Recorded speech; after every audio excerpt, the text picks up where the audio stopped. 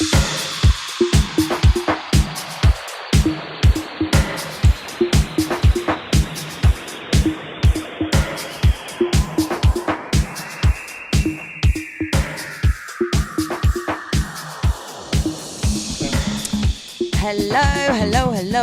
Welcome back to Can You Put Me on Guest List? I'm Katie Knight, and this is episode 3 of season 6 of the podcast. A big thank you to everybody that has listened to the first 2 episodes with Will Clark and Meg Ward. Thank you to everybody that's left a review, that's shared with their friends. All of that helps the podcast grow so much. So if you could do that, I would be eternally grateful. And this week's guest is Demi Riquisimo. Now, we met for the first time at SXM Festival a couple of years ago where I was interviewing him. And it was just such a funny interview. We'd never met each other before, but you know when you just click with somebody straight away. And the conversation flowed very well and we had lots of laughs. And I was like, I need to get him on the podcast. And it's taken a while, but it's finally happened. We talk all about his career. We talk about Glastonbury, we talk about Monegros, we talk about where his name comes from, we talk about his label Semi-Delicious. There's loads of delicious stuff in this podcast. So I hope you like it. I loved this conversation, filmed here at my house in London, and I hope you guys like it too. This is Demi Riquisimo here on Can You Put Me on Guest List. Joe. Right, just give me a mic check. 1 2 1 2. Oh. Hello. I've got that same sound card in my studio actually. What, this? Yeah, Focusrite. This has literally just been through war with me everywhere. It's been to... Yeah, they do well. They do really well. That's had drinks dropped on it and everything. Yeah, I need to get a good sound card really for my studio. But it works well. I like it. Yeah, it's quite old as well. I've had it for like since 2016 or something. Yeah. And it's still going strong. Yeah. Anyway, cheers. Cheers. How are you? I'm good, thanks. How are you? I'm good. I'm glad that we made this happen. Me too. Thanks for having me. I think the last time, well, we've seen each other, but we actually properly met at SXM. We met at SXM and we became best buds. We did. I think that the interview that we did at SXM just ended up being about cheese. Yeah. If I'm not mistaken. Favourite cheeses, bad cheese jokes. Yeah. Can't remember what yours was now. I can't remember either. But what is it? What is my favourite cheese? Yeah. Oh, I thought it was a joke. I like a camembert or something like that. Yeah. Yeah, something strong. Something strong. Strong. Yes. Yeah, I agree. So yeah, that's why I was like, I remember we did that first interview and I really enjoyed it. And then I was like, I have to have him on the podcast now. And here I am. Sat on my sofa. And we're both in London. Yeah. How have you been? You've been busy. Very busy, yeah. I'm very good, thanks. Yeah, it's been the last year and a half has been really mad. It's been very busy. Just with the music and mainly the gigging though. It's just been a lot. So I've been trying to learn how to do that on a weekly basis, basically. What gigging? Just gigging and doing a good job and obviously all the travelling and all the things that come with it. Do you feel like you found that balance between then coming back and studio time but still being on the road? Yeah, I find I have to really now like try and find the time to really focus on making music, whereas before it was I'd have like a 3-week window and I'd be a bit more relaxed about it. But now I'm like, these are my days. So this week are my only... No, Disco. Come and sit here. Sorry, it's because I put his toy away. Come and sit here. Look, what's this? Russ, sort him out. Look. What's this toy? This is your second favourite toy. There you go. Dogs, eh? Who would have them? Please just go and sit down somewhere and play. My cat's very quiet. He'd just be sleeping on the sofa. Yeah, mine is definitely not like that. What's your cat called? Mowgli. Yeah. Cute. He's 17 this year. 17? I got him at uni, yeah. Wow. That's an old cat. Yeah, but he's I actually noticed that he's becoming old in the last 3 months, but he's very small and very. Is he? Yeah, he's full of life. Oh, for God's sake, Disco. Stop. Good We boy. were saying. Down. Yeah. Where were we? We're talking about studio time. Yeah, so studio time. So I just have to like manage it really. So so yeah, this, like, for example, this week is my only like 4 days in the studio this whole month. So I'm just packing everything in. Yeah. Anyone who wants to work on a track, like getting them in or going to send ideas so I can just make the most of it. And I can only really spend like 8 hours max a day in there anyway, because I lose my concentration or my ears go, or I just, so I've got a finite Fine. I don't know amount of time. I don't know. I'm dyslexic, so. Dun, dun, dun, dun. Do you go to the studio at like the same time every single day, or are you more just like when you feel like going? No, so I need structure. Yeah. But I hate traveling rush hour. So I try and leave the studio the same time every day, like around 9, maybe 9:30, and then I don't have the rush hour. But then I get in at like 10:30, have my stint, get in there, And then that's like my brain works well. Then Yeah. I don't if I spend like the morning at home, I could never like stay at home and then go there in the afternoon because it's a bit of a commute. I'm like, yeah. I missed the chance for the day. kind of. Yeah, it's like the full day or nothing. Exactly. Yeah. Yes. So I always ask everybody on the podcast kind of like how they started out and like where their love for music come from. Did you grow up in a household surrounded by music, or where did the love of music come from for you? Yeah, I was definitely surrounded by music. Like my parents loved music. They weren't musicians. They weren't musical, but they loved music. Especially my mum's like obsessed with just everything and new music. And so if that's around you when you're younger, you know, I know it's a very like generic answer, but that is always a good start. Yeah. And then I learned instruments when I was at school, like piano and saxophone, not very successfully. Lasted in the choir till I was about 11, maybe like 2 months. And Were you in the choir? The voice broke. No, I think I tried. It didn't work. And then to be honest, because I used to move schools a lot. Yeah. Because of my dad's job, and I kind of each school I was just trying to make new friends and stuff, and that became less of a thing to try and have a hobby or something. I just wanted to be like have a friend or something, basically. Yeah. So I took a couple years of not really. I used to listen to a lot of music, but not really output anything, creatively, personally. And then when I went to uni, I went there straight away, and I got glandular fever, and I had to move home, and I literally couldn't move, and I was literally lying down all day. But I had all this student loan money and I need to spend it. And my friend had a pair of decks, and I remember thought they were quite fun. So I bought some like cheap vinyl decks, bought a load of vinyl. And then when I had the energy, I'd like stand up and do a little mix. Oh, wow. And then I didn't know if you could buy, I'm not that old, but I don't think you could buy vinyls online that easily then. But HMV was a thing, so I'd go and like buy some stuff there. Yeah. I just got into it, and then when I got better, I started running nights and got confident in like DJing and in clubs and stuff. What? So you were at uni at this time? I was at uni, What were you in studying? Bristol. So I was studying business. Okay. So it didn't last long. Restarted because of the glandular fever, and then tried again and messed it up.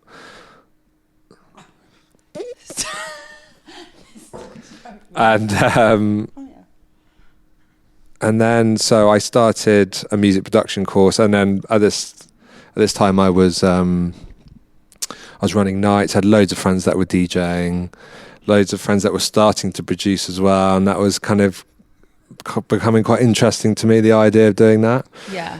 And I had some like software, like some fake software that I managed to get, and I was quite interested by that. So I started to do a music production course, and I did that for a couple of years. And I really, really enjoyed the course because it was not just because it was good and fun and it was what I was interested in. It was like the first time I've done anything on like a curriculum that I was actually good at. And I get like an exam back and they're like distinction or pass, and I never had that before. So that element of it was like, okay, I know I'm good at something. Yeah, nice. Yeah. And that's basically how it started. And then many years of grinding and different aliases and trying to experiment and get better, really. So if you weren't where you are now and what you're doing, what do you think you would be doing? I think I wanted to be an architect. Okay. So I always liked drawing houses in art and like charcoal stuff. And I was quite interested in it, but I was very put off by how long it took to get the degree. It was like 7 years long, and it was like seriously academic, which I wasn't. So I just didn't think I'd do it. But I thought that would have been quite cool. Where did the name Demi Riquisimo come from? It means semi-delicious, which is the name of my label. Yeah. There we go. I did know that already. Okay. I did know that, but that's not where it came from, though. It came... Or what did it... No, like, the label didn't come. The label's 5 years old, right? The label's 5 years old. So I started them both at the same time. Okay. So I started it... I put a lot of thought into this alias because my previous ones weren't working out at all. What were the previous ones? Just... I was in a duo called Az and Tor, AZ and Tor. That came out of my college. It was me and a singer, and she was amazing, super talented, a bit younger than me, and I was like the producer. She was a singer. We do a bit of live stuff. So we put out an EP, and because it was quite different, we'd actually got quite a lot of bookings. Nice. So we had a lot of success from not actually that much work, and that was almost quite dangerous because it put it into my mind that, hey, I need to put out an EP and I get all these sick gigs. Yeah. And then then that didn't work out. We just like musically wanted different things, which is cool. And then I started to do like a solo thing. And I was like, shit, this is actually pretty hard. Like I'm making stuff that I think is still quite good and popular, but like I'm not really getting what I want out of it. I'm not getting not just the bookings, but the right bookings. Yeah. And I started to realize, wow, this is actually quite a graft, this industry. It's quite hard. And I didn't really have a plan, I've got like my sister and my brother-in-law, like they're like consultants. They're like, where do you see yourself in 5 years? I was like, I'm a DJ, I don't know. Like, but you actually have to think like that. You have to actually plan what you're doing and where you do see yourself in 5 years and how you're going to get there and all the steps in between. So do you feel like, do you plan that now? Yeah, with this project I plan massively, and the name was what I would like to call a highdeas. Okay. So what's a highdeas? A highdeas is an idea when you're high. Why didn't I not know that? Well, it's a good one. Because I probably... So it was one of those ones, and it was with my friend Johnny. He's got a very good creative mind, and it just came out. And then so I decided, yes, I need to create this alias. Sent it to a load of people. I was excited about the music most of all. I've been making music for 18 months, really excited about it. Sending it to all these artists I like, and they were like, nah, not for me. This is cool, but not for me. So I was like, okay. So I was like, well, it's fine. I'm going to start the label anyway, because I had this vision that I was going to do the Violent Lonely thing and I'd do limited run. And I thought it was a more like cooler, interesting way of releasing music. Yeah. Don't do downloads. Anyone can stream it, so you can hear it on Spotify. So I started to release the music, and then the promo people were sending it to those same DJs and going, what the fuck, this is amazing. I love this. Like, I haven't heard this. Like, thanks for sending. Can you send me the vinyl as well? And I was like, I literally sent you those tunes like over a year ago, and you were like, they're rubbish. They're not for me. So that is a really good example of how, not just how the industry's messed up, but the way that people like to like be fed music or given music. People don't like to be forced stuff and say, hey, this is for you, this is for you, this is for your label. Because even if it is, people are like, no, fuck off, don't tell me what to, like, that's how I feel.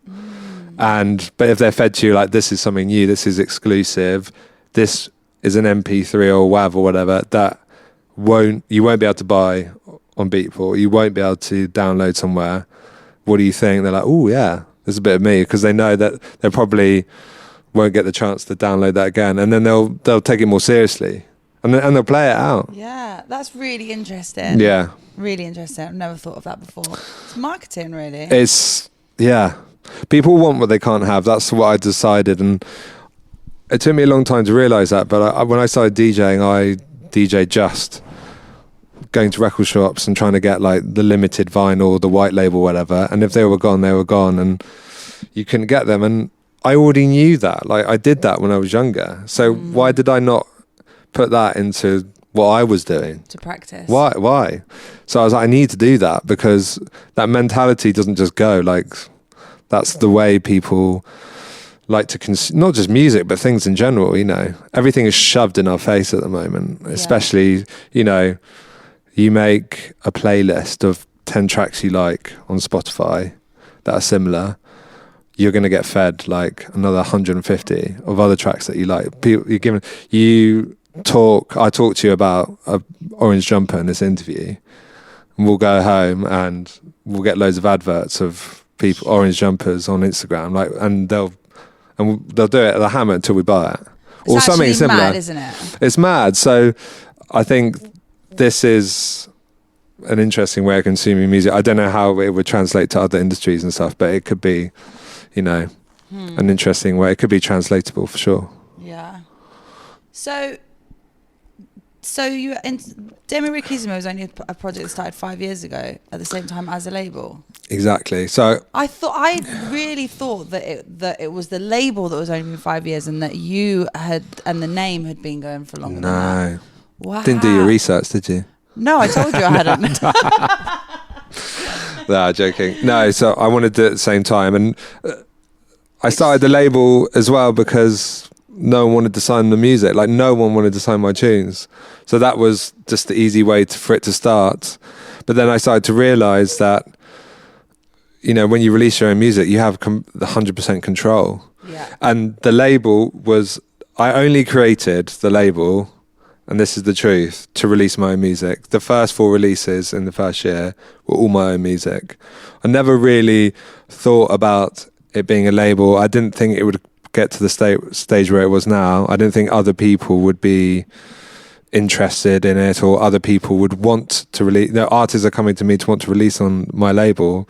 I would not expect that at all. I was never expecting that, never planned for that. And that's kind of why I love it so much, to be honest, because I get more excited about releasing, you know, an EP with someone, you know, who's coming up or is already, you know, established, more than, you know, than doing a big gig. Sometimes it's like that exciting feeling of getting something fresh and, you know, really good quality music out there. I love that feeling. Yeah. Do you think most people start their own label to release their own music? I think so. Or there's also artists maybe that have released on majors for a long time. They realise they don't have the control, and if they want to do this or that, and they'll just get a no. And maybe a major label would have made an artist really popular. Yeah. And their like term comes to an end. They're like, well, I'm popular now, so I can do it by myself because I get more my rights, my publishing, etc. So there's those kind of reasons as well. Yeah. What does Demi Riquisimo actually mean? What does it actually mean? Yeah, like, so where did the idea come? I know it was a highdeas. It was a highdeas. But from what? I don't know.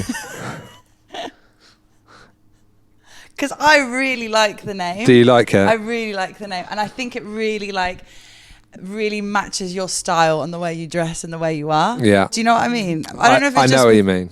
I don't know if it's just because, like, no, I know you. Yeah. But I think it's just like a really, really cool, like a great match. Thank you. I mean, I've had a few people who like my music come up to me and they're like, oh, and they expect me to be some slick Italian guy. Errol Alkin was very disappointed that I was English, put it that way. But, you know, I like playing well. I'm not like a lingual person, even if that's a word. But I don't know how it was literally just an idea that came up with a friend, and it kind of stuck, and it's quite funny. I like it. I thought anyway. No, I think it's great. Yeah. And now you have another label, A Lifetime on the Hips. So yeah, Lifetime on the Hips is kind of the same. It's on the same umbrella as Semi Delicious, Okay. but the releases are more just straight up party club hitters, whether that be an EP or a VA. Yeah. But sound wise, it's relatively similar. The Semi Delicious VAs or EPs are normally a bit more eclectic, so you have a couple of big tracks, but then you have other kind of EP tracks that kind of just sit in there nice, and some people buy the vinyl just for those tracks as well. So it was just trying to split it up, and I wanted to do a certain amount of releases a year, but without just hammering the same Semi Delicious thing. So now they're released on like you'll distribute them to. Yeah. So we're trying to.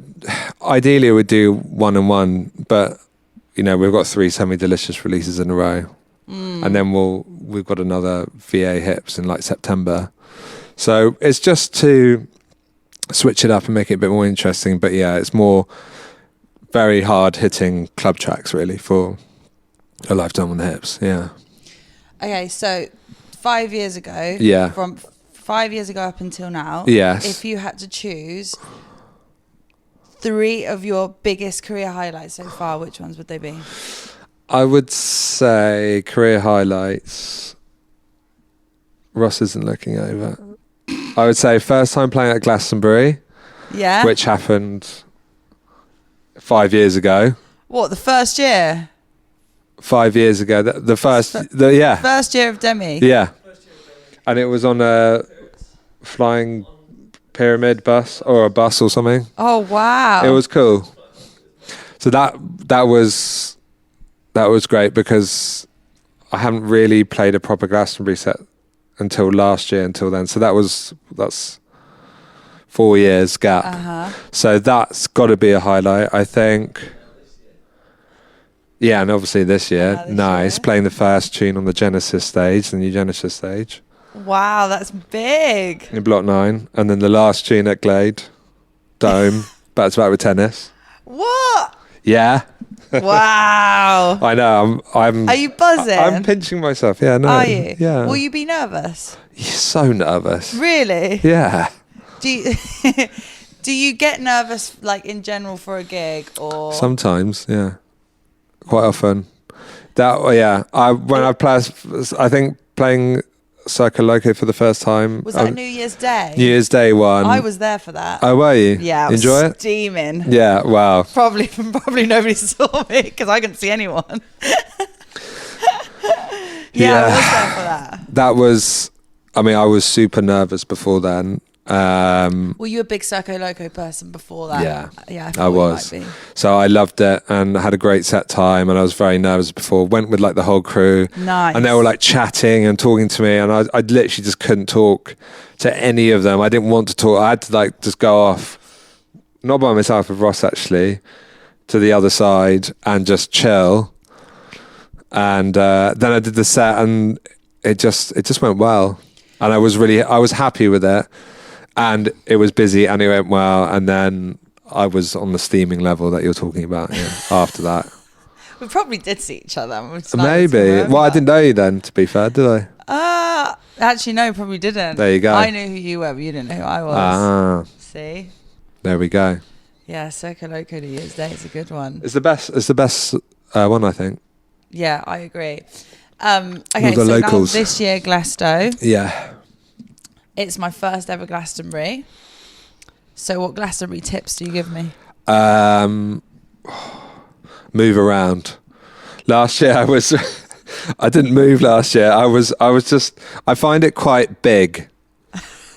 I think it is big. No, but I find it really big. I love a festival. Yeah. But it's so big. Is it? And when I get there, I'm like, fuck, this is a big place. And I find it a bit overwhelming. Yeah. And so settle in, just get used to it. And so last year I ended up staying around in the same corner for the majority of the time, the kind of Silver Haze, San Remo near the pyramid bit. But this year I'm going to be more, I'm going to explore more. I'm going to be more. I'm going to walk. I'm going to be. I don't know. I'm just going to walk around. I'm going to see more live music this year. Okay. Do you normally make a plan, or do you just no go fuck plans? No point. There's no point in having a plan. Is it that's not going to happen? It's not going to go as It's planned. not going to happen. No, Ross sends these annoying messages out every day, and we'll meet you here this time. I'll see you there, and everyone's like, shut up. It's a guideline. It's a guideline of where to be and what to do. Okay. but it's a good guideline. It's sweet, and you can use ChatGPT this year, so that'll be. What do you mean you can use ChatGPT? Well, you could just use AI to tell you where to go. That's why it's dictating our lives. So why not? Well, take it to Glastonbury. Take ChatGPT to Glasto. Yeah, no. I think so. My advice would be, I don't know. Probably get the app. I've never done that, and go. I've already done that. Okay. Well, you seem like you're more well equipped than I am, to be honest. Well, I mean, because I'm a first-time Glastonbury You've goer. just got to go see everything you want to see, but really look at the map and see if it's possible to get from one bit, because it can take hours to walk. What, actual hours? Actual hours, especially when you're Having highdeas. It's raining or slippery on the floor. Yeah. I mean, so on the app, you can make your own lineup. Right. So you click on everyone that you want to see. Yeah. But it's actually just impossible. I was going through everything, stage by stage. Yes. There's hundreds of stages, not even just artists. Literally every single act you could want to see will be there. And the thing about Glastonbury is, if you're at a stage and you're seeing someone you like, the chances are there are 10 other artists, acts, DJs that will be playing at the exact same time, and half your friends will be at one or the other. So you've got to actually, this is a good tip. I think you've got to not rely on other people or friends to hang out with. I think you've just got to do it for you, because if you're waiting around for other people and they want to see this, and then they go to a bar, just do what you want to do, and then spend a space of the night with a group of friends, because it's lovely to be with a great crew. The people make the festivals all the time, don't they? The people you're with, all your mates and people you meet, but it's also the people you go to see that make it as well. So you've got to balance that out, because you can end up chasing the same person around in circles and seeing nothing, and walking to Arcadia, going to Block 9 and go, oh no, we need to go back to Arcadia. And then you're walking for an hour and a half.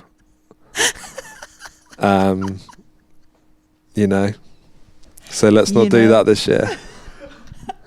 How do you see each other a lot whilst you're there, or? We hang a lot, don't we?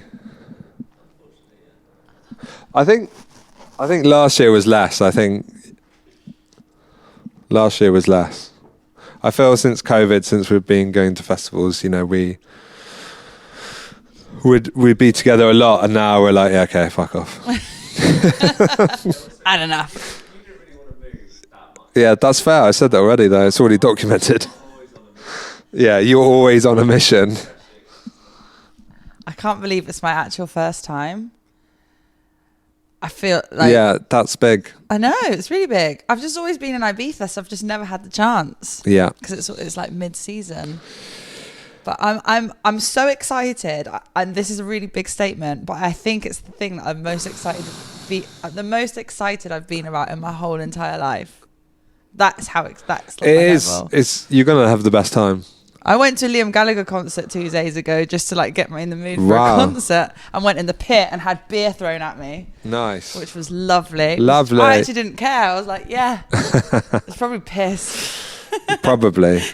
Yeah, no, it's good. I mean, that pyramid stage is crazy busy, and there's a lot of pushing around and stuff. You got to have a solid stance. Yeah. Yeah, definitely. Talking about overwhelming festivals. Yes. I see you're playing Monegros this year.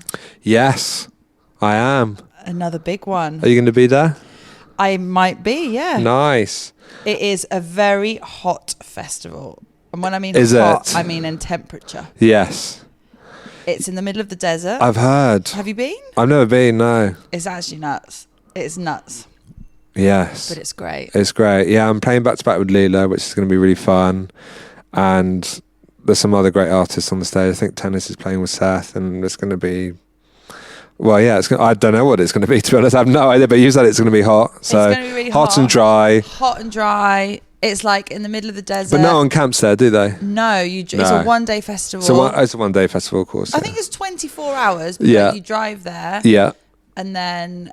I think we're staying in a hotel nearby that has yeah. aircon. That's nice. Yes. That's nice. But it's a really great festival. Really? With it's the Elro crew, isn't it? It's the Elro team. Yes. Create Monegros. Exactly, yes. And yeah, it's a lot of fun, but it's also, you have to really plan it, I think. Really? Is it big? It's not as big as Glastonbury. No. Nothing's as big as Glastonbury. It's more overwhelming in the sense of the heat, and it's dry, and you're just basically in the middle of absolute nowhere. Factor 50 everywhere, basically. Factor 50, especially for us Brits. Yes, for sure. But it's really cool. Nice, I'm looking forward to it. Are there any other gigs that you're really looking forward to this year? I'm really excited about.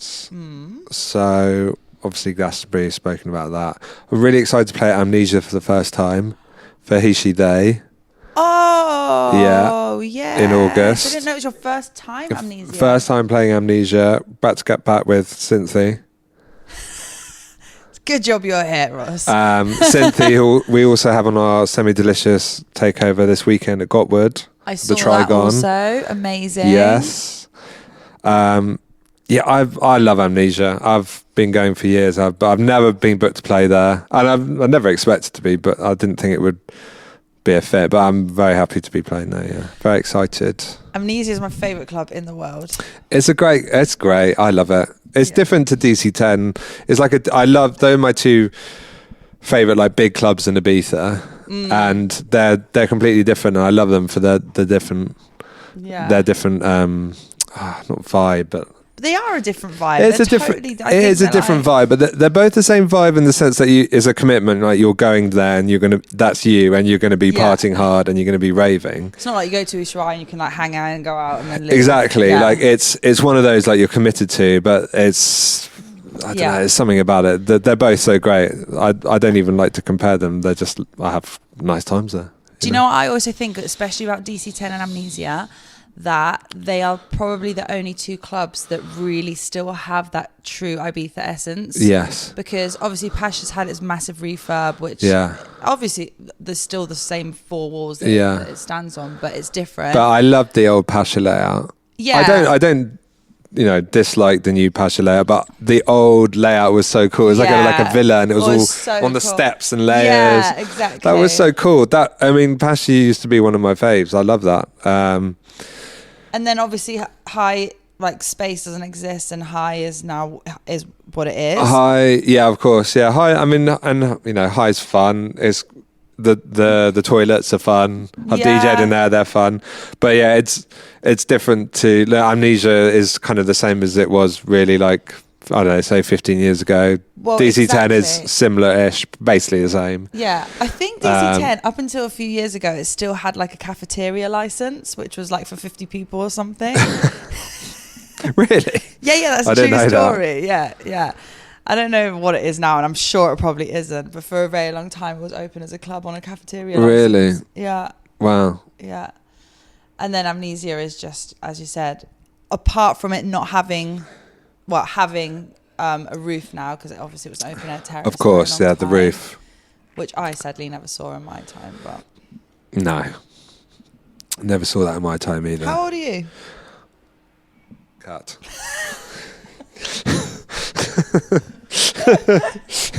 I actually have no idea. That's a wrap. That was great. Nice to meet you. Thanks. Right, Joe. Thank you. I was born in 87. Oh, okay. How about you? I was born in 92. Okay, so Not that much difference. I can do maths. Was your birthday not that long ago, wasn't it? 9th of May, yes. Yeah, not that long ago. No, not long ago at all. I'm 37, okay. You're 37. Yeah, there you go. I thought you were younger than that. I'll take that. Take that. So also I wanted to ask you about, is it true that you are a semi-professional chess and darts player?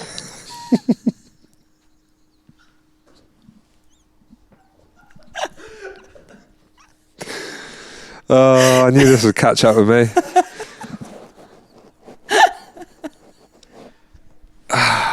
I mean, it's I was out on pro. the internet. I was pro. I was pro. I was pro. on the internet. I was pro. So I'm just saying what I've read. I was pro. I was pro. You were pro? Semi-pro or pro? I was pro. Really? No. You weren't even semi-pro? No, I was, to be honest, it was actually, I think it was an SXM interview and I was doing... What's up with me? Yeah. Yeah, it was you. No, I was at my parents' house in New Zealand and I'm not very good at these interview things, mainly because I'm not very good at writing. And so my girlfriend Lila very kindly helps me and she reads out the question, I give my answer and she writes them down. Very good. Great little process we've got there. And she said, what's something interesting about you? And I was like, is this an actual question or just you saying that? I was like, no, it's an actual question. I just couldn't think of anything. So I was like, professional darts and chess player. And she wrote it down. Obviously, I didn't even know that went live. So I think the question is, tell me something about you that not a lot of people know. That's the question. yeah. Oh, right. Was that the, yeah. Because when I read it, I was like, semi-professional chess, not just chess, but also darts. That's quite, I was like, he's very talented. At the same time as well, you know. Exactly, at the same time. One move, one throw at a time. Do you not think anyone was going to read your interview? No, well, not you, that's for sure. See, I've done my research. Okay. Will you do some quick fire questions to end? Okay, sure. Yeah? Yeah. Okay. So, what are the rules of darts? No, I'm joking. Yeah. Triple 20. Are you actually good at playing darts though? I can play around the world. I quite like playing darts. Yeah. Yeah. It's a good little pub game. Mm-hmm. All right, question number 1. Who is the most famous person in your phone book?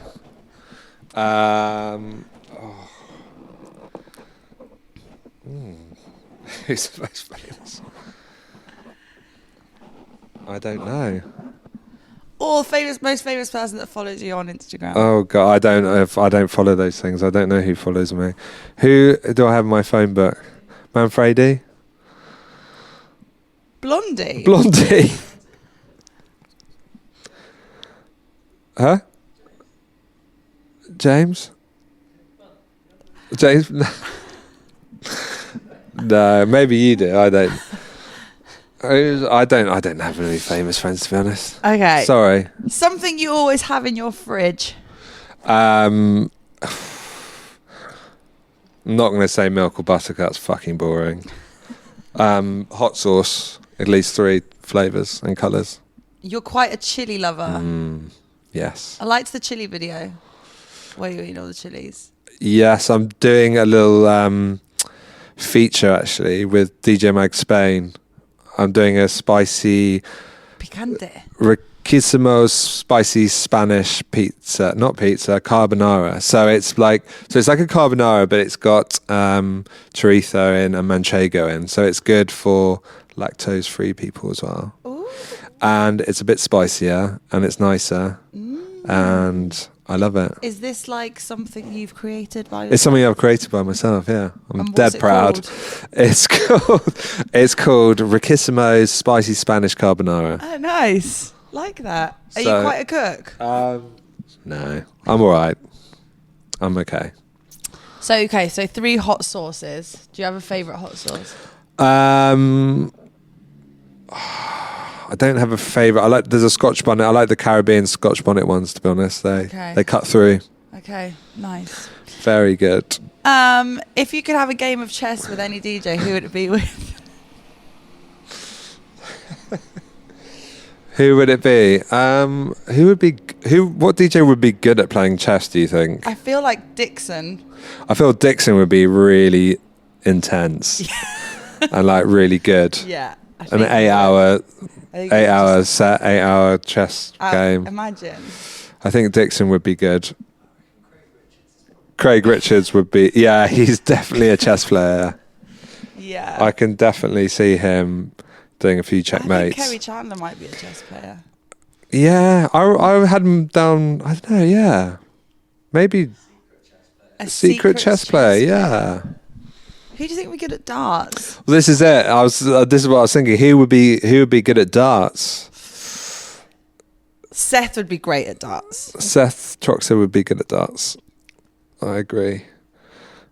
DJ Tennis. I don't think he'd be good at darts, would he? Well, I'd like to play, yeah. I think you should. I mean, you are a pro, so...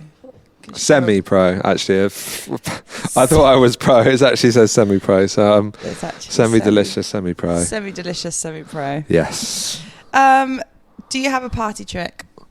I got this card trick. I can guess what card the person's picked, and it fucks with people's head every time, especially when they're licked. Even if I don't do it well, they're like, what the fuck? So yeah, I can do that. Okay, that's a good one. Yeah. Cool. What is the best joke that you know?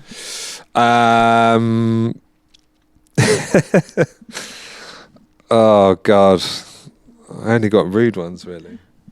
You can give us a rude joke. No, I can't do that. That's pretty bad. The worst joke. Your brother Ross had heartburn the other day, didn't he? And I was like, did you hear about the guy that died of heartburn? And he was like, no. I was like, yeah, Gav is gone. I quite like that one. That's great. Come on, that's quite I like nice. that one. We'll give that one. I like a topical one. I don't like it when someone just goes, I've got a joke for you. I'm like, fuck off. Like, if it's like, I've got heartburn, I'm like, oh, did you hear about that? You know, you've got to like... Yeah, I like that. I love a good dad joke. Yes. Love it. There you go. Okay, what is your favourite breakfast? My favourite breakfast is like, I like garlicky mushrooms on toast. It's quite niche, but it's so good. No eggs or cheese or anything? Yeah, sometimes with eggs on, but with like parsley and like chili and stuff. I like that, yeah. Like a flavour saver in the morning, something that, you know. Kickstarts. But yeah, I like spicing the breakfast because it's a bit like coffee. Yeah, agree. I agree with Gives that. you a little bit of a kick. Do you like a ginger shot? Love a ginger shot. Love a hot shot. Yeah, me too. I'll buy any of that shit. Me too. Yes. What's your favourite fast food? I can't answer right now because there's so many. I'm just thinking. Are you a fast food person? I do. Yeah, I do quite like that. I do love a Nando's. I do love a Nando's. I do love a KFC. I do love chicken. I was just going to say, do you like chicken? I love chicken so much. Yeah. Do you have chicken a lot? No, not really. I think it works well as a fast food thing. Yeah, it's good. What was the last item of clothing that you bought? I bought a pink linen suit for my friend's wedding 2 weeks ago. Pink linen suit? I know. I didn't want to buy it. My girlfriend was like, it looks good. You got to buy it. So I bought it. Amazing. Yeah. That sounds amazing. Yeah, it's summery. It's light. Yeah. Love it. I like that. I like that. What is the spiciest thing you've ever eaten in your life? Oh, I think I had it last night actually. I went to, long story short, actually quite a boring story, but I went to, keep listening. I went to Cornwall last week for my dad's 70th, and I brought down this bottle of red hot sauce, which is my favourite, always have it in there. Yeah. And I was cooking last night some spicy meatballs, just some meatballs, and I was like, I need to make them a bit spicy. So I was like, I'm going to go for my red hot sauce, and picked up what I thought was my usual one, but obviously I took it to Cornwall. Oh. and I picked up this Carolina Reaper hot sauce. And as soon as I put it in the pan, I had to like leave my house. What? I couldn't stop coughing and sneezing. And then, I mean, it was like, Really it's like lingered, this painful. And then I was like, well, I got to eat it. I don't want to waste food. And then I was like, well, that's hot. You can like feel it in your eyeballs. In my ears. Wow. I feel it in my ears. Really? Yeah. How funny that I asked you that question and that only happened yesterday. I know, yeah. Just as well. Okay, and finally, Yes. because the podcast is called Can You Put Me on Guest List? Yes. Do you have a guest list rule? It depends where. And normally any place, send them in, go crazy. Yeah. But if it's like in Ibiza, when it's like DC10, people just see you on the lineup and they obviously like copy and paste your name into Instagram and then send you like, hey, we're here to have fun on the island. And you get literally like 200 of these messages. Is that true? Like at least. That's insane. They're like, we're here to have fun. We want to join you on your G-listy. Like, let's have fun. Let's hang out. Like, let's be buddies. G-listy. G-listy. And they're just from Ross.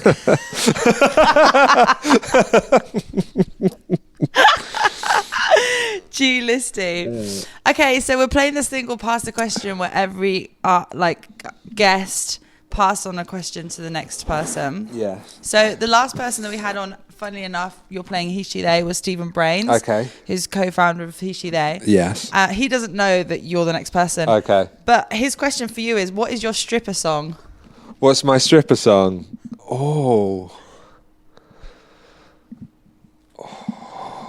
What is my stripper song? We can wait. An actual like song that's been released. Like if I was going to do a strip, what would I strip to? Yeah. Or if I was going to just create a name of a No, stripper. if you were going to strip. Oh, if I was going to be... If you were going to strip, what song would you want on to get you in the stripper mood? What's that Freaky Baby track? The one that's on that. Who sings that? Is it like... Who is it? Is Freaky it Blue? Baby. Is it by Blue? No, it's Freaky Baby. I don't know what song that is. You know Let that me look one? for it. Freaky Baby. Yeah. And it's by Blue. No, I don't know if it's by Blue. But if Is you it just an type in old song? Freaky Baby. Because tonight, baby, I'm gonna get freaky with you. That one. Who? Another level. Dame Bowers. Oh, it's another level. Unless Oh, it's he's the- in... No, is he? I don't know.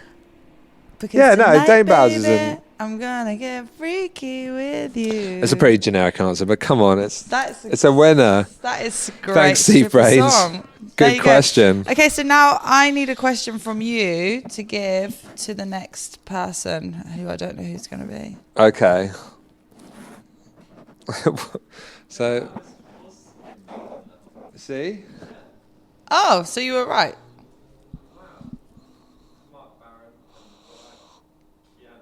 Okay, my question is, you're at the afters, and Yeah. it's at the time you need to call it and kick everyone out. What is the last tune you play before you get rid? Okay. You're at the afters before everyone needs to get kicked out. And you don't want to just be like, guys, fuck off, because that's, a bit crass. So are you kicking the people out? Yeah, so you're going to be like, guys, everyone's got to leave in 5 minutes. I'm playing this song, and when it's finished, I'd like you to leave, or just leave while it's playing, or You're just like, or ba ba ba ba. yeah, ba. exactly, or like singing something. You can sing as you leave, but actually you need to be quiet because I've got neighbours. Okay. But you know what I mean? Like, Yeah. what would be the last Okay. tune? Okay, basically? that's it. Yeah. Okay, I have one last thing. Okay, fine. Sorry, it's a really long podcast. No, I'm joking. It's called the Random DJ Name Game. Okay. So you're given a random letter, and then you have 60 seconds to say as many DJ names with this letter. Okay. That's not your letter. That was the last person. I can't see what's on that screen. Don't You worry. can't read that. No, I haven't got my glasses on. Can you not? No. Is that a G? No, it was an S. Ah. Okay. Okay, ready? So the letter, you have 60 seconds to say as many DJ names that start with the letter J. J. Jax Jones. Jamie Jones. It's